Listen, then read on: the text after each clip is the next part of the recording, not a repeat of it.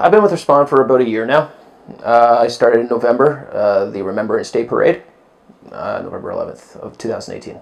Well, there's a lot of reasons, very personal actually, reasons for joining this. I wanted to do service, I wanted to do community service, I wanted to definitely do it as a volunteer idea. I've done a lot of changes in my life, and I went from being a very selfish person, and I want to try to be a selfless person. So giving back is really what I want to try to do.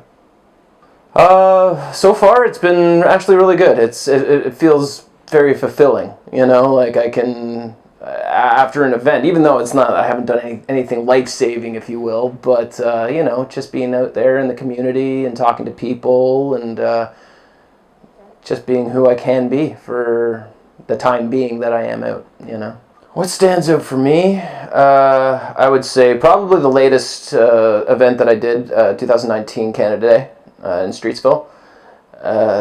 Once again, nothing extravagant when it came to like any life-saving events or anything like that, but it was just being within the community. I grew up and around that neighborhood, being a kid, went to elementary school, went to high school in the Mississauga region, and so being able to get back into the Streetsville area, I mean, like I said before, I was a selfish kind of person, and in my childhood I was a troublemaker, as most kids are, kind of, you know what I mean? So coming back and being this person who really wants to help instead almost gave me the, if you will, even an idea of repentance, repentance, or is that the word I'm looking for? It's just like,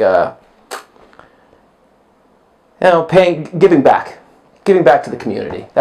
Honestly, it's really what it is for me, and I can't stress that enough. This is what it really does for me. Friendly guys, everybody definitely has a passion. A lot of guys have actually a good passion for this, even more than I feel I do, and I know I have a passion for this. So it's a great team. It's a solid team. Yeah.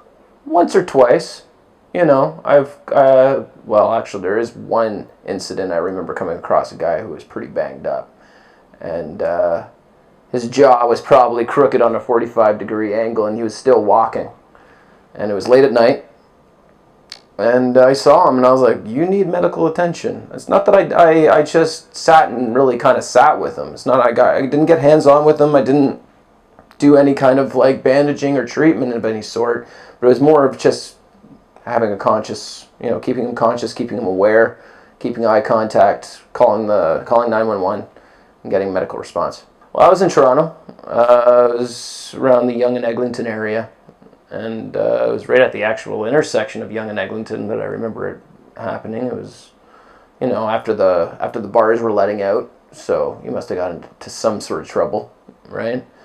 And he said he slipped and fell. Who knows? Right? But I do remember when the EMS did show up, they were like, you should be thankful that this guy was here to help you out.